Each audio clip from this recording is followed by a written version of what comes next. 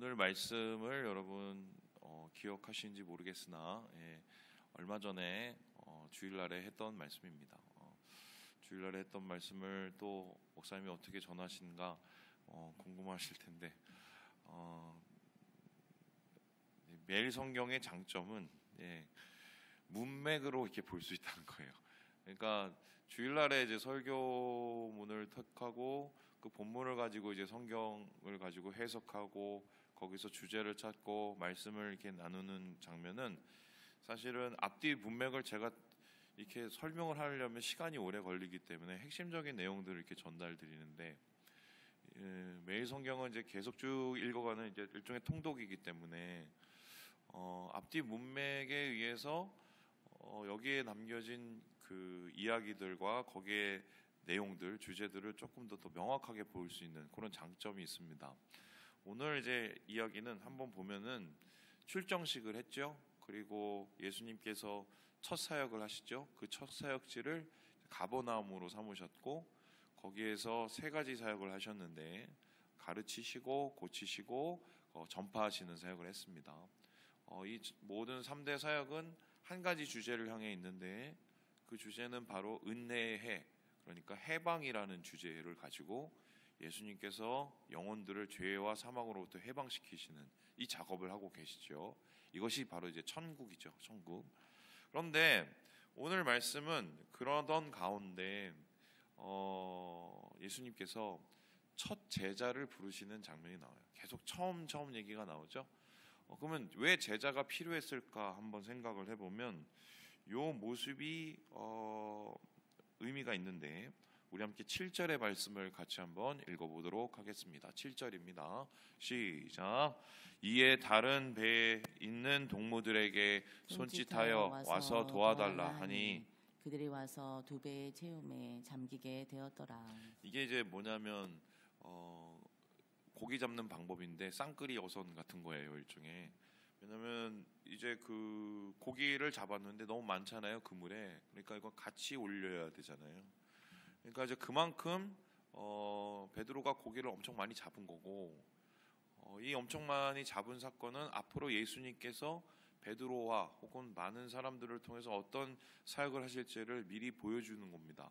그렇다면은 예수님께로 돌아올 사람들, 예수님을 통해서 하나님을 믿고 구원받을 사람들이 이만큼 많다는 거죠. 실제적으로 이렇게 많았고요. 베드로가 처음 설교했었을 때 3,000명이 여러분 아시는 것처럼 결신하지 않습니까?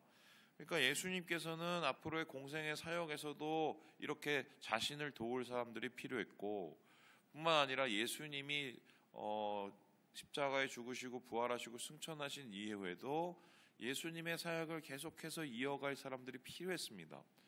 그러기에 이제 제자가 필요했고 그 제자들을 자신의 동역자로 이렇게 부르시는 장면이 오늘 처음의 이야기다 이렇게 볼 수가 있습니다. 그런데 오늘 그 첫 제자로 예수님은 베드로를 부르시지 않습니까? 근데 이 베드로를 부르는 장면은 상당히 그 당시의 상식으로는 이해가 안 되는 부분이 많습니다. 왜 그러냐? 여러분 이 동네도 이제 보면 회룡역 주변에도 보면 아시는 것처럼 학원들이 엄청 많습니다. 아시죠? 애들 대상으로 하는 장사만큼 스테디하게 계속 잘 되는 장사가 잘 없죠. 학원에 이제 딱 보면 그냥 지나칠 수 없는 게 막 현수막을 엄청나게 이렇게 막 걸어놓지 않습니까? 이제 걸어놓으면은 뭐 어디 뭐 고등학교를 들어갔다더라, 어디 뭐 서울에 있는 서울대를 들어갔다더라, 막 이렇게 몇 명. 그리고 저희 아내도 이제 예지가 이제 중학교로 올라가니까 이제 좀 마음이 다급해지죠. 이제 애를 어떻게 해갖고 디자인을 해서 어떻게 학교를 보내야 되나, 대학을 보내야 되나 뭐 이런 거 했으면 주변에 이제 여러 가지 정보들이 올 거 아닙니까? 그러면 이제 어머니들끼리 이게 학교 순위가 있어요. 이제 학교 순위가 뭐냐면 서울에 있는 그 중요한 대학교에 몇 명을 보냈냐, 요 순위가 이렇게 딱 매겨집니다. 그러면 의정부에 뭐 1등, 2등 이렇게 쫙 정해지거든요. 그러면은 이제 대부분 보면은 거기에 전면에 걸려 있는 사람들은, 대표적인 사람들은 다 잘난 애들이에요. 그죠? 학교 서울대 간 애들, 뭐 연대 간 애들, 고대 간 애들, 아니면 카이스트 간 애들 이렇게 잘난 애들이에요. 왜냐면은 야, 이 학원은 저런 애가 다녔으니 우리가 가면은 공부를 제대로 하겠네. 이렇게 일종의 사람들을 꼬시는 효과가 되는 거죠. 그러면은 예수님이 첫 제자를 고른다면 생각을 해보세요. 지금도 이러는데 그 당시는 오죽 했겠습니까? 제자들을 어떻게 배출해내느냐에 따라서 자기의 위신이 서는 거예요. 그리고 그 그룹의 일종의 성격이 정해지는 거란 말입니다. 그런 의미에서는 첫 제자 혹은 수제자는 굉장히 잘 선택해야 되는 상황인데 그게 누구였다고요? 베드로였어요. 베드로. 그럼 베드로는 그럴 만한 사람이었냐? 갈릴리 출신. 여러분 갈릴리라고 따지면 그 당시에 제가 얘기했잖아요. 동두천하고 되게 비슷하다고. 그 지역 자체가. 동두천을 제가 욕하는 게 아니지만 옛날에는 그 서울 사람들이 동두천 하면 군사도시 막 이렇게 생각했단 말이에요. 그러면 꺼려하는 지역이에요. 뿐만 아니라 갈릴리 이렇게 하면은 거기에서 할 수 있는 일이 공부를 하고 유수의 무슨 배움의 장소가 있는 게 아니라 사람들이 다 대부분 고기 잡는 사람이란 말이에요. 예수님의 제자들도 대부분 여기서 다 픽업을 하는 사람들인데 그러니까 뭐 직업이라는 게 고기 잡는 사람, 어부, 또 무슨 뭐 세리, 또 거기에 또 뭐 여러 가지 또 열심당원. 제일 똑똑한 애가 분이 누구였냐면 가룟 유다였어요. 그러니까 제일 똑똑해서 그 회계를 맡겼거든요. 회계는 그래도 좀 그런 분들 시키잖아요. 그런 면모예요. 그러면은 굳이 이런 제자를 무식쟁이를 첫 제자로 부르시는 예수님, 아마 예수님이 예루살렘에 갔었을 때 이 사람들이 대놓고 무시했던 이유 중에 하나가 예수님이 나사렛 출신이라서도 그런 건 맞지만 제자들의 면모를 보면 그냥 그나물의 그 밥처럼 여기지 않았겠어요? 그럼에도 불구하고 예수님께서는 베드로를 택하신 거예요. 신기하죠? 두 번째, 여기 좀 그 당시의 상식으로 이해가 안 되는 게 있는데요. 우리 함께 우리 3절의 말씀을 같이 한번 읽어보도록 하겠습니다. 시작. 예수께서 한 배에 오르시니 그 배는 시몬의 배라. 육지에서 조금 떼기를 청하시고 앉으사 배에서 무리를 가르치시더니 예수님께서 이제 그 가버나움 사역 이후에 갈릴리 호수 주변으로 이제 사람들에게 이렇게 천국 사역을 계속해 나가시죠. 근데 사람들이 많이 몰려오니 거기에 이제 넓은 장소가 딱 정해져 있기 때문에 빈들로 가기엔 너무 멀고, 그러니까 사람들이 해변가에 쭉 앉고 예수님께서는 배에 타서 이제 선상설교를 하신 거죠. 선상설교를. 그런데 그 배가 누구의 배라고 얘기합니까? 시몬의 배죠. 근데 사실은 이 배 말고 이미 예수님이 오르실 만한 편한 배가 있었습니다. 그 배가 누구의 배냐면 요한의 배입니다. 요한은 예수님의 친인척이에요. 뭐 정확하게는 이렇게 판단을 할 수는 없지만 마리아와 관계된 외가 쪽 사람입니다. 이제 그렇다면은 아주 자연스럽고 아주 쉽게 그 배를 빌리고 그 배에서 말씀을 전할 수가 있었어요. 그런데 굳이 시몬 베드로의 배를 택하셨습니다. 그죠? 그런데 여기에는 또 더 재밌는 얘기가 뭐냐면 마태 마가복음에는 어떻게 나오냐면 예수님께서 베드로를 부르실 때 그냥 갈릴리 이렇게 호숫가를 이렇게 걷다가 야 일로 와 나를 따르라 그랬더니 갑자기 베드로가 물고기 잡는 거 놓고 따랐다 이렇게 얘기가 나옵니다. 그래요.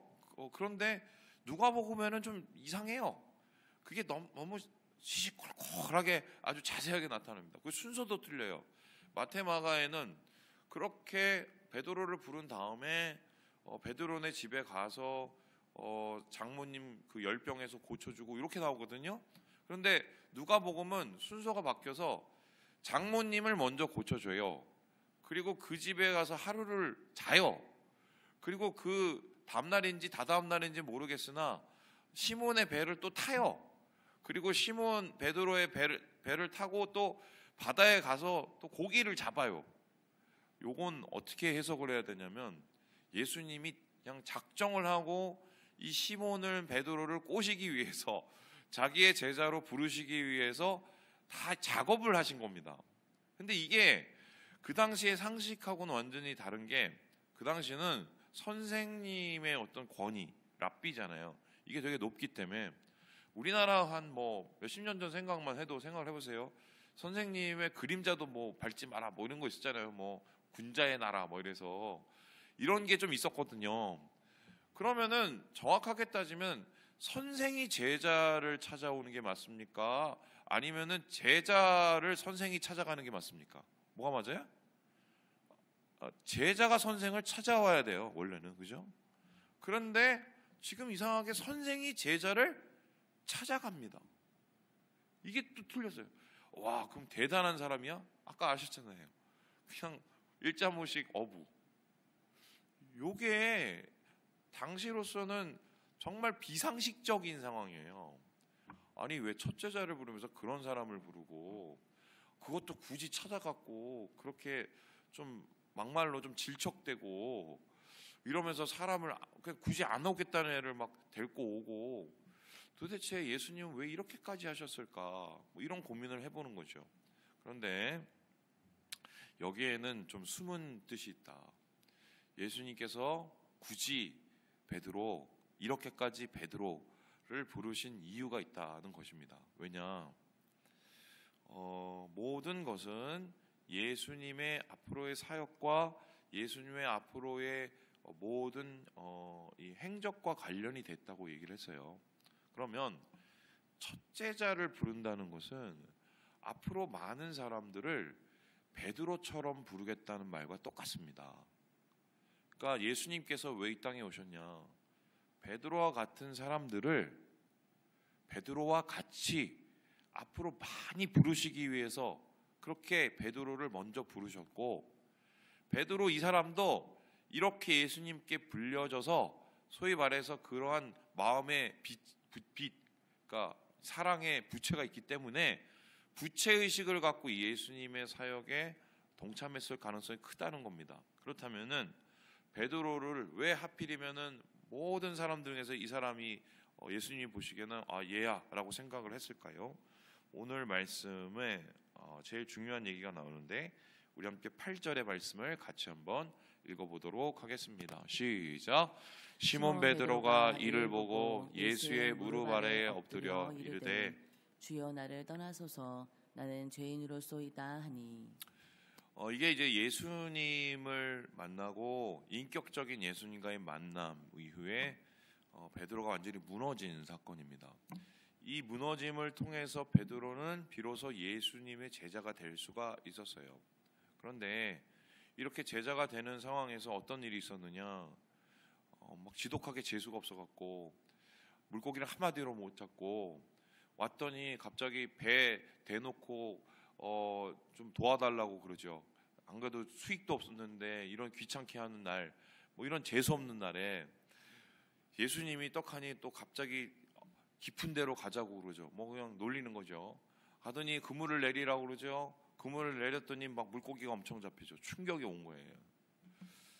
그러고 나서 보통은 어땠습니까? 이렇게 많이 재수가 없는 날이었는데 갑자기 물고기가 이렇게 많이 잡혀. 돈을 많이 벌어. 아이고 이건 뭐 기분이 엄청 좋아.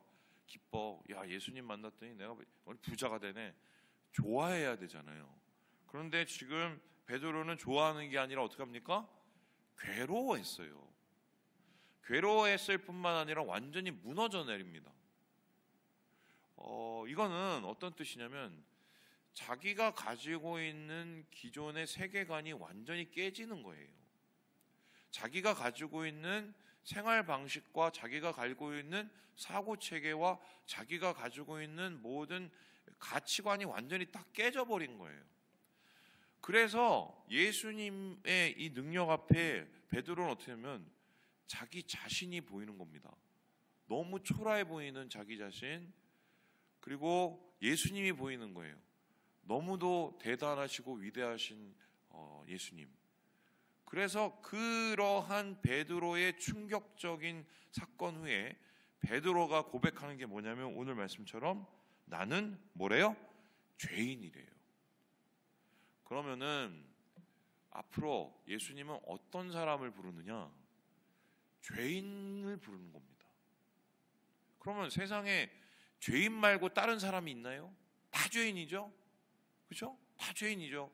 바리새인도 죄인, 그리고 사두개인도 죄인, 대제사장도 죄인, 다 죄인입니다.